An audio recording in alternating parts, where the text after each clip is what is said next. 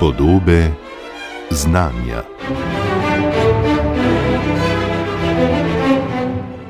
V tokratnih podobah znanja potujemo v skrivnostni svet meduz, bitij, ki jih pogosto povezujemo le z neprijetnimi poletnimi srečanji. V resnici pa ta pradavna bitja modrin igrajo pomembno vlogo v delovanju našega planeta. Gostja oddaje je raziskovalka doktorica Tinkara Tinta z Morske biološke postaje Piran, ki preučuje, kako meduze vplivajo na tako imenovano biološko ogljično črpalko in zakaj so meduze izjemno prilagodljive na spremembe v okolju. Z njo se bomo podali tudi na krov dveh raziskovalnih ladij, ki sta v Atlantiku in Pacifiku vsaka na svoj način iz globoke modrine pridvignili kar nekaj novih spoznanj o morju. Pozdravljeni, doktorica Tinkara Tinta, in dobrodošli v podobah znanja. Dober dan. Ste priznana strokovnjakinja za meduze in morske organizme, vaše raziskave pa segajo od Jadranskega morja pa vse tja do globin Tihega oceana. Danes bomo začeli z vašim najnovejšim znanstvenim člankom oziroma doprinosom o tako imenovani biološki ogljični črpalki, kjer skupaj z ekipo raziskujete, kakšno vlogo imajo meduze pri prenosu ogljika v globoko morje.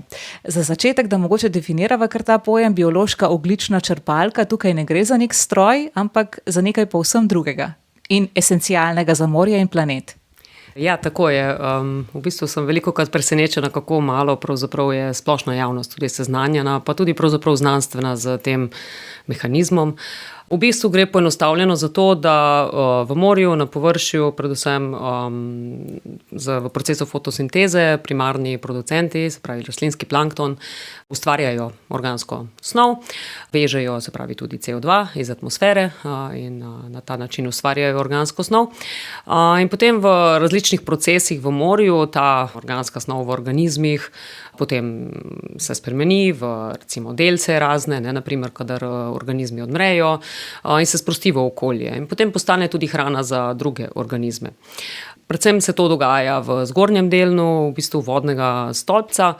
En del te organske snovi, v kateri je tudi ta ogljik iz atmosfere, pa v bistvu zbeži. In kadar zbeži preko določene globine, sploh recimo pod 1000 metri globine, se tam procesi dogajajo mnogo počasneje. Glavno vlogo v razgradnji te snovi imajo mikroorganizmi, v tem primeru mislimo bakterije in arheje. In kadar pride ta organska snov do teh globin, predvidevamo, da ostane tam tudi do 1000 let.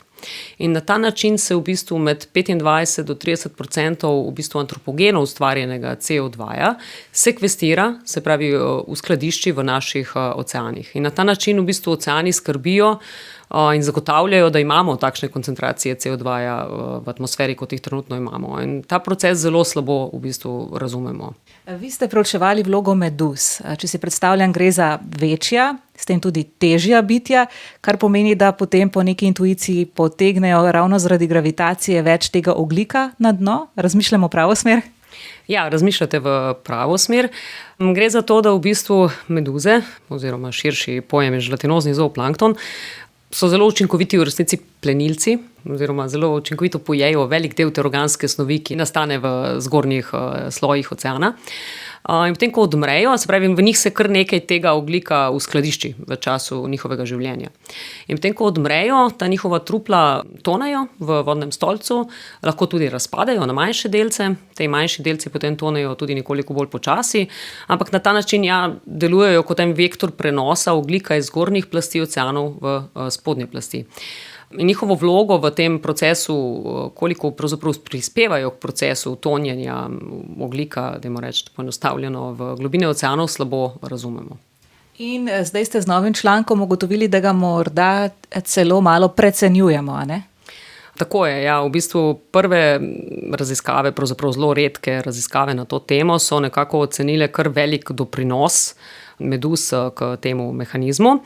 Mi smo pa v bistvu zdaj z razvojem modela, z novim modelom, pokazali, da je ta doprinos morda nekoliko manjši, vendar tukaj z neko rezervo, ker pravzaprav velik problem v razumevanju vloge meduz v biološki ogljični črpalki je to, da poznamo zelo slabo vhodne parametre, se pravi, zelo slabo poznamo njihovo število, koliko jih je v različnih predelih oceana, koliko časa živijo, koliko pojejo, umrejo, kako odmirajo, kako hitro ta trupla tonejo, kako hitro jih potem organizmi in mikroorganizmi razgrajujejo. Tako da je ogromno enih stvari, ki jih ne razumemo. Tako da mi smo ta model in oceno izboljšali na podlagi obstoječih trenutnih podatkov. Gre pa za neke vrste interdisciplinarne time, ne? To pomeni, da laično bi si predstavljali, da ste tukaj biologi po večini, ki fizično uporabljate in gledate meduze, ampak zraven je še cel aspekt nekih ljudi, ki pa to gledajo raziskavo s pomočjo računalnikov in računalniškega modeliranja. Torej, na kak način ste ustvarili ta članek oziroma te rezultate? Ja, za interdisciplinarno ekipo. Tukaj pravzaprav z kolegi iz Morske biološke postaje Piran, ki je del Nacionalnega inštituta za biologijo. Sodelujemo v bistvu fiziki, kemiki, biologi, mikrobiologi. Vsi imamo, ki smo skupaj na članku, ta skupen interes meduze, ampak vsak iz svojega zornega kota. Ja. In v bistvu, če hočeš razumeti nek tako kompleksen sistem, kot je ocean, kjer je v bistvu na katerega delovanje vplivajo fizikalni, kemijski in biološki dejavniki, ne moreš v bistvu gledati na vsako stvar posebej. Ne. V bistvu gre za preplet vseh teh interakcij, da bi lahko razumeli v bistvu celoto. Govorite tudi o pomenu površine samih organizmov za samo hitrost razgradnje. Kaj ste v zvezi s tem ugotovili? Ja, v bistvu predhodne raziskave pred našo so v bistvu nekako predvidevale, da je v bistvu ta hitrost razgradnje odvisna v bistvu od mase delca meduze, naprimer, no. Ker pa tukaj, se pravi, po določeni globini v oceanih, po 200 metrih, kjer ni več svetlobe, v bistvu glavno vlogo pri razgradnji igrajo bakterije in arheje, ker rastlinskega planktona in ostalih organizmov ni več toliko.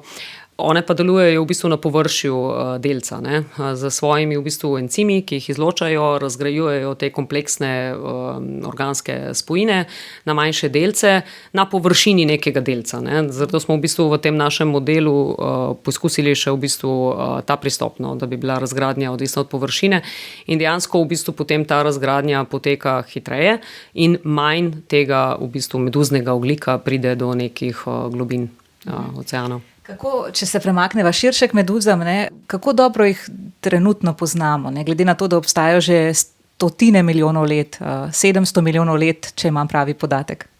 Ja, tako je. V bistvu so meduze, oziroma spet širše, želatinozni zooplankton zelo starodaven organizem in je pravzaprav presenetljivo, kako slabo jih poznamo.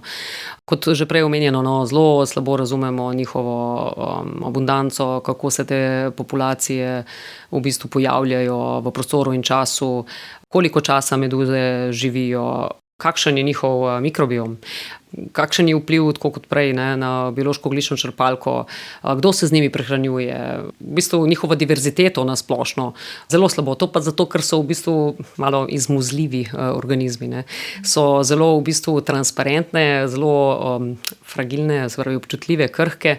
Težko jih je vzorčiti z klasičnimi metodami. Recimo zooplankton, živalski plankton se v morju velikokrat vzorči z mrežami, s potegi mrež, ki jih vlečejo tudi iz 200 metrov globine navzgor in ta bitja so zelo krhka in se poškodujejo in v bistvu tudi izmuznejo.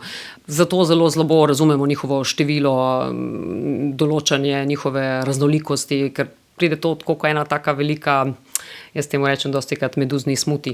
V bistvu vse je zmečkano skupaj in zmešano in je težko določevati stvari, ne, kaj je in koliko je tega v bistvu.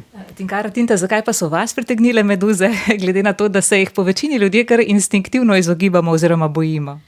Zato pa verjetno odgovorna moja mentorica pri doktoratu, doktorica Valentina Turk, in takratna pravzaprav vodja Morske biološke postaje Piran, profesor dr. Alenka Malej, ki sta me obedve pritegnile v bistvu v te raziskave. Takrat smo že za časa mojega doktorata pričeli s temi eksperimenti razgradnje v bistvu meduz iz strani mikroorganizmov, kot ene od pionirskih študij v bistvu takratno. Potem je nekako sem ugotovila, da je to nekaj, kar se zelo slabo razume, s čemer se zelo malo ljudi ukvarja in se mi je zdelo v bistvu fascinantno, da tako malo vemo o organizmih, ki so že tako dolgo tukaj in ki jih je tako veliko pravzaprav. Da v bistvu se tako slabo študira ta vpliv na morske ekosisteme. Omenjate veliko, vedno več, ne, če imam pravi podatek. Zakaj število meduz narašča? Tukaj bi bila jaz zelo previdna, ker kot sem prej že omenila večkrat, zelo slabo poznamo razumemo njihove številčnosti, abundance. Nekoliko boljše podatke imamo v zadnjih nekaj desetletjih v obalnih morjih, kjer se to malo bolj spremlja. Veliko tudi preko raznih programov javnosti, se pravi te znanosti, ki jo izvaja javnost splošna, kjer opazujejo meduze, slikajo in potem pošiljajo preko raznih aplikacij. Tako da v obalnih morjih morda zadnje desetletje vemo nekaj več. Na odprtem morju pa se zelo, zelo malo ve, oziroma je zelo malo teh vzorčenj, niso del rednih monitoringov, težko jih je, kot sem prej omenila, vzorčiti na odprtem morju, tudi zaradi tega, ker ne vemo, kje se bo in kdaj se bo ta populacija pojavila. Glede naraščanja bi bila jaz previdna. Je pa res dejstvo, da v nekaterih obalnih morjih se pa, kjer se to malo bolj spremlja, opaža porast v zadnjih nekaj desetletij. Hipoteza tukaj je, da gre za to, da so meduze izjemno prilagodljive na spremembe, ki jih že opažamo v oceanih, se pravi dvig temperature, zmanjšanje koncentracije kisika, zakisanje oceanov. Izjemno so trdožive, ko gre za te spremembe. Tako da se v bistvu nekako predvideva, da bi lahko bile zmagovalke oceanov v prihodnosti. Imate svojo najljubšo vrsto meduze? Kaj pa vem. Večinoma se sicer ukvarjam z dvema vrstama, to je Aurelia, Aurita, no tukaj je malo v bistvu zdaj diskusije, za katero vrsto pravzaprav gre v Jadranu, mogoče ne bi šli v te podrobnosti. In pa tukaj zdaj trenutno invazivna rebrača Meniopsis lady, ki je bila vnešena v Jadran nekje 2015, vidimo prva v bistvu masovna pojavljanja, beležimo. To je eden najbolj znanih invazivnih organizmov oziroma vrst na svetu, ki je povzročila ogromno ekonomske škode po različnih obalnih morjih. Tako da primarno se s temi dvemi vrstami ukvarjam, me pa očarajo vse v bistvu. Se mi zdi res neverjetna ta raznolikost te skupine organizmov, ki jim z eno besedo rečemo želatinozni zooplankton. Ja, želatinozni zooplankton se ne sliši tako prefinjeno, kot same meduze dejansko izgledajo, medtem ko so v elementu, ko plavajo oziroma jih nosi po morju. Ste imeli kdaj že kakšno neprijetno srečanje s katero od meduz, da vas je ožgala? Verjetno kot otroka, ker takrat v severnem Jadranu se pogosto pojavljala Pelagia noctiluca, to je v bistvu za Mediteran vrsta, ki povzroči največ ožigov verjetno. V Mediteranu imamo še kar srečo s tem, da meduze, ki tukaj so, praviloma ne ožgejo zelo močno. Seveda to odvisno malo od imunskega sistema posameznika. K sreči nismo kot Avstralija, kjer so pravzaprav to najbolj strupeni prebivalci morja in lahko povzročijo tudi smrt. Tako da ne v tem smislu. Kako pa ravnati ob tem, če nas recimo ožge meduza? To je najverjetneje eno najpogostejših vprašanj, ki jih dobite kot raziskovalka Tinkara Tinta. Tako je, v poletnih mesecih je to najbolj pogosto vprašanje. Tako v bistvu verjetno bi bolje znali povedati zdravniki, ampak jaz sem nekako se naučila, da moram povedati, da je z spiranjem za v bistvu slano vodo, veliko količino slane vode, in če bi bilo ta ožig zelo močen, se potem lahko tudi obiše zdravnika. No, nikakor pa ne z kakšnimi domačimi preparati. Bistveno je namreč, da vi te toksine sperete in da ne uporabljate preveč mrzle ali pa tople vode, zaradi tega, da se pore v bistvu da ne gre to notri v kožo. No. Če narediva čisto kratek kurs, bi temu rekla, osnoven kurs o meduzah, kakšen je njihov življenjski cikel? Tudi zelo kompleksen. Se pravi, pod to besedo meduza se skriva marsikaj. Tudi takšne, ki so si zelo sorodne med sabo, imajo lahko zelo različen življenjski cikel. Imamo take, ki v bistvu spreminjajo zelo obliko tekom življenja. Meroplankton, ki grejo preko tega, čemu rečemo metageneza. No, se pravi, spremenijo se iz polipne faze, ko so pritrjene, kjer se v bistvu nespolno razmnožujejo, preko strobilacije v bistvu nastane veliko potem efir, iz te nastane mlada meduzica in potem odrasla meduza, potem pa stopimo v del življenja, kjer se razmnožuje spolno, potem v bistvu se te planule, ki nastajajo, spet pričvrstijo v bistvu na dno oziroma na neko površino. Potem imamo pa pa recimo takšnim meduzam zelo sorodne, ki pa preživijo celoten ženski cikel v vodnem stolpcu, se pravi so holoplankton, nimajo te polipne faze, pa tako recimo bi gledal filogenetsko, so si zelo podobne. Tako da tudi tukaj je izjemna v bistvu raznolikost. S čim pa se prehranjujejo? Različno spet. Niso zelo izbirčne, z živalskim planktonom, rastlinskim planktonom, predvideva se tudi, da nekaj z organsko snovjo oziroma bakterijami, tudi meduze med sabo z različnimi vrstami, pa znani so primeri tudi kanibalizma. Sploh pri recimo rebračinu, ki se je tale invazivna vrsta, ki sem jo prej omenila, je to v bistvu znano. Pa še ena stvar, v bistvu rebrača ni pravzaprav meduza, to so filogenetsko popolnoma različne skupine organizmov, tako da tukaj bolj po domače temu rečemo oboje meduza. No. Že prej ste omenili, da o njih še vedno zelo malo vemo, ampak kako pa se spreminjajo te vaše metode, recimo, da jih zaznavate v okolju? Po eni strani je vse močnejša ta pomoč z okoljsko DNK, po drugi strani z različnimi, droni, laserji, modeli, o katerih sva danes že govorila. Torej, s kakšnim orožjem, raziskovalnim orožjem se prihajate proti meduzam, da bi jih bolje lahko spoznali? Ja, v bistvu žal recimo zaznavanja na daljavo se ne moremo ravno posluževati, ker nimajo pigmentov, naprimer tako kot rastlinski plankton, ki ga lahko zaznavamo iz vesolja preko satelitov, glede na barvo oceanov potem. Ne. Pri meduzah se tega ne da posluževati. Tako da v bistvu tukaj nekaj je bilo študij, kjer so uporabljali drone pa tudi letala. Dostikrat gre v bistvu za pravzaprav res opazovanja iz obale. Nekaj je teh študij, kjer, kot sem prej omenila, recimo za potegom zooplanktonske mreže, pa se potem proba štet. Vedno več v zadnjem času, tudi EDNA študij, s tem, da tukaj smo malo omejeni s tem, da imamo pri EDNA-ju gre za to, da morate vedeti, kaj iščete. In da bi vedeli, kaj iščete, morate imeti genomske podatke teh organizmov. Genomov meduz je pa zelo malo sekveniranih, tako da v bistvu tukaj nekaj lahko določamo, ampak smo omejeni s tem, da mi rečemo temu, da je slaba knjižnica. Ne vemo, kaj iščemo pravzaprav. Tudi tukaj se v bistvu premika naprej, ampak sekveniranje kljub temu, da gre za enostaven organizem, dober genom nevretenčarjev, vseeno vzame še vedno nekaj časa in denarja. Tinkara Tinta, tole oddajo Podobe znanja snemava v vaši pisarni na Morski biološki postaji. Lahko povem sicer, da kažem hrbet okno, ampak skozi okno se lepo vidi morje. Vam najverjetneje slovenski raziskovalci zavidajo to lepo pozicijo tik ob morju, ampak tukaj le raziskovalci na Morski biološki postaji ne raziskujete samo tega našega domačega morja, torej domačega pragu, ampak greste tudi v tujino. Že 2-krat ste bili na kar obsežni odpravi v Tihem oceanu. Morda se pomodiva najprej pri tej zadnji, ko ste raziskovali prav meduze. Tako je. V lanskem letu sem bila povabljena na odpravo pod vodstvom profesor dr. Gerharda Herndla. To je v bistvu eden največjih raziskovalcev globokomorske mikrobiologije na svetu. Povabil me je na krov raziskovalnega plovila Pelagija, nizozemskega kraljevega inštituta, na odpravo, ki je v bistvu potekala od Islandije čez Atlantik do Azorov, 30 dni smo bili na krovu.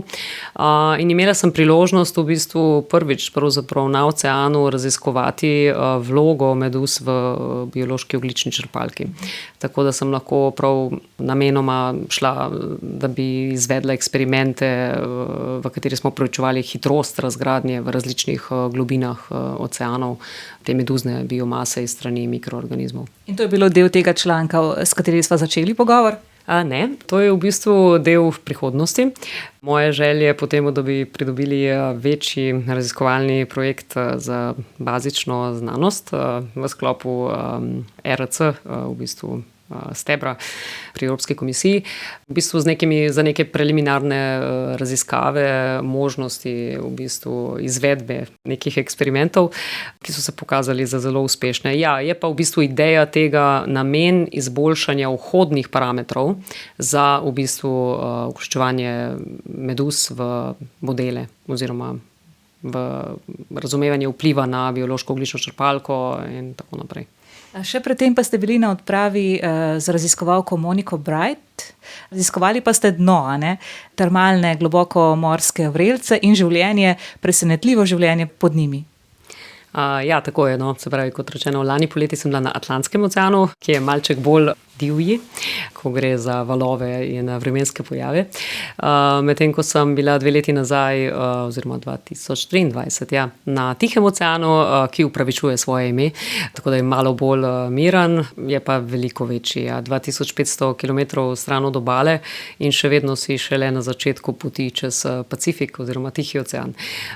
Ja, tam sem bila povabljena v bistvu kot nekdo, ki se ukvarja z morsko mikrobiologijo in proučevali smo v bistvu, koliko so produktivni virusi, se pravi, koliko okužujejo mikrobne celice in kadar virus okuži mikrobno celico, povzroči njeno smrt, lizo in na ta način sprosti organsko snov v okolje, ki potem postane na voljo ostalim prejemnikom in s tem pomembno v bistvu vpliva na kroženje organske snovi. Ta proces v bistvu v globokem morju, sploh pa pri hidrotermalnih vrelcih ni bil še študiran in v bistvu sem se jaz osebno tam s tem ukvarjala.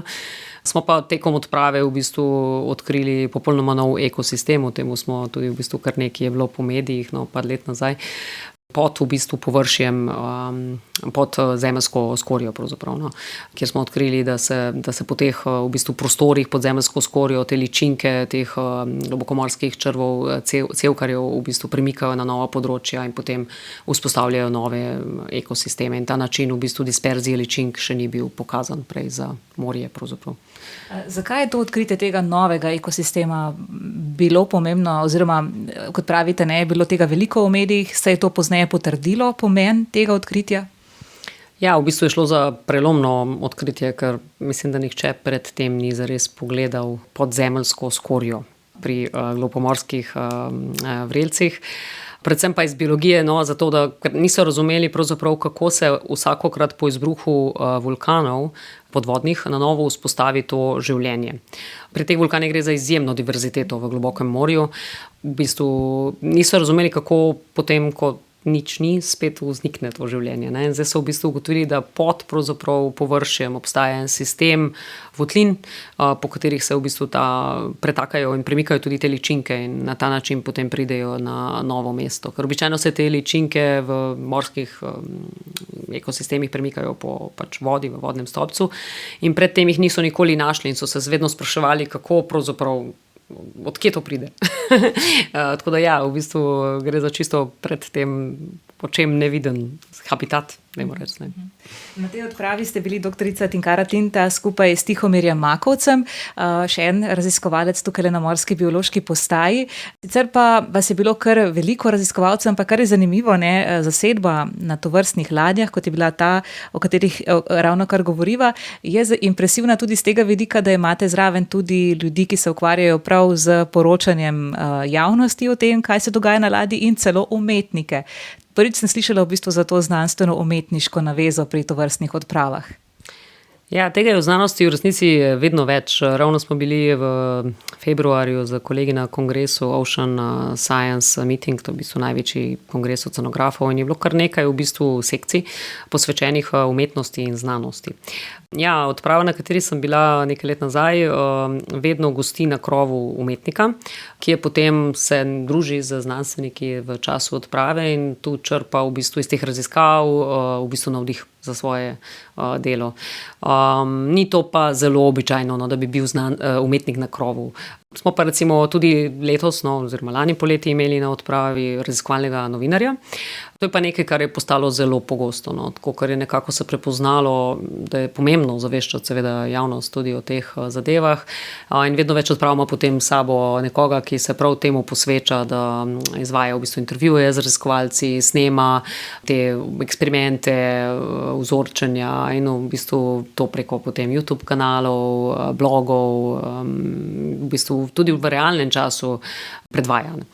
Danes, kot sem se malo prej pogovarjali, preden sem prižgala tale mikrofon, ste rekli, da imate za sabo že kar dolg dan od gostujočega predavatelja, pisarniškega dela, ampak včeraj, to sem si bolj zapomnila, je pa za vami 11-urna odprava. Kje ste bili, kaj ste počeli? Ja, v bistvu malo nepovezano z meduzami, pa čeprav tudi. V bistvu pričenjamo z novim projektom, ki se ukvarja z razumevanjem prisotnosti genov za rezistenco na antibiotike v obalnih ekosistemih. Tako da smo vzorčili različne dele našega obalnega morja, od sedimenta do vodnega stolpca, pa tudi različne organizme. No, in med drugim bomo v bistvu tudi iz tega vidika preučevali meduze. Pravzaprav smo pred kratkim tudi že objavili raziskavo, v kateri smo pokazali, da prav te razpadle meduze oziroma njihova odmrla organska snov predstavlja žarišče za gene za rezistenco na antibiotike. Obalni sistemi so zelo izpostavljeni različnim pritiskom človeka. Veliko je recimo nekih izpiranj iz obalnih površin, kmetijstva, rek, iztokov čistilnih naprav. In potem to, ko pride enkrat v morski sistem, interagira z različnimi v bistvu prejemniki. In organska snov meduz je zelo juicy, bi bila angleška beseda, sočna, ja. Sočna v bistvu za bakterije. In takšne bakterije, ki so patogene in ki imajo gene za rezistenco, ki so prenašalke genov za rezistenco antibiotika, se zelo rade pritrdijo na take sočne delce. In zgleda, da v bistvu ta odmrla snov meduz predstavlja neko žarišče v bistvu tega. Tako da nekaj se bomo tudi v bistvu s tem ukvarjali. Danes, ko sem na obali, je tukaj zelo toplo, kar pomeni, da odštevamo zgolj še najverjetneje dneve, če ne tedno, do začetka kopalne sezone. Morda za konec še kakšen praktičen napotek poslušalcem, ko se bodo kopali, kako naj ravnajo, če naletijo na meduzo, naj zaženejo paniko, naj odplavajo stran ali si jo samo s takšnim radovednim raziskovalnim očesom pogledajo in se je ne dotikajo. Kakšne napotke imate zanje? Ja, jaz nasplošno bi raje videla, da se ljudje, da bi imeli tako odnosno do v bistvu živih bitij, kakršnakoli pač že so iz morja, v bistvu spoštljiv, ne. Da se jih lahko pogleda, pa ne preveč tika, pa vrne nazaj v njihov v bistvu naravno okolje. Pri meduzah pa tako, ne, veliko imamo teh rebrač, se pravi, včasih slišim, da ji rečejo sluskoti ali pa to. Tako da to ne opeče, ne. Rebrača ni v bistvu meduza, ni ožigalkar. Ker pa veliko vemo o bakterijah, ki živijo na teh meduzah, jaz vseeno ne bi ravno kustom tega nosila, oziroma bi si vsaj roke umila. Velikokrat vidim, da se otroci s tem obmetavajo. Ne vem, previdnost je nikoli odveč. Je pa res, da imam mogoče nekoliko profesionalne deformacije kot mikrobiolog. Medtem ko za ožigalkarske meduze, ne, se pravi te, ki ožgejo, ja, kot sem rekla prej, mi imamo še kar srečo, da večinoma sicer, ja, vsaka meduza vas lahko ožge. Kot rečeno, že prej je to malo odvisno od posameznika, koliko smo tudi občutljivi, tako da, ne vem, ja, izogibajte se jih, ne, dajmo jih opazovati. Nimamo pa tukaj, zdaj se pravim, te nesreče, da bi imeli zelo nevarne meduze, smrtno nevarne, no. Se pa tudi zgodi, ja, da pač opečejo seveda in potem ljudje včasih tudi poiščejo pomoč v bolnici. A lahko kakšna pride sem s transportom, z velikimi ladjami, oddalec stran? Ja, no, to je ena od hipotez, kako je bila v bistvu vnešena ta invazivna rebrača, ne, preko v bistvu balastnih vod. Ja, seveda, ja, veliko vrst v bistvu se prenaša tako po svetu, tako da obstaja, kolikor jaz vem, pa sicer neka politika oziroma pač zakoni, ki preprečujejo, da barke lahko kjerkoli zajamejo pa izpustijo balastne vode. Koliko se to pravzaprav spoštuje, ne bi zdaj tukaj zahajala v to, ker res ne vem.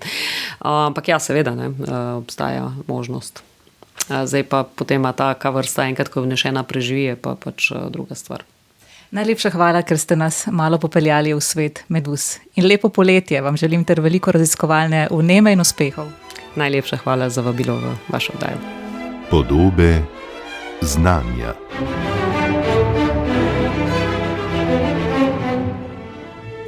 Z doktorico Tinkaro Tinta z Morske biološke postaje sem se pogovarjala Maja Ratej. Podobe znanja so podcast, v katerem lahko tedensko slišite zanimive znanstvenike. Vabljeni, da se nanj, če to še niste, naročite.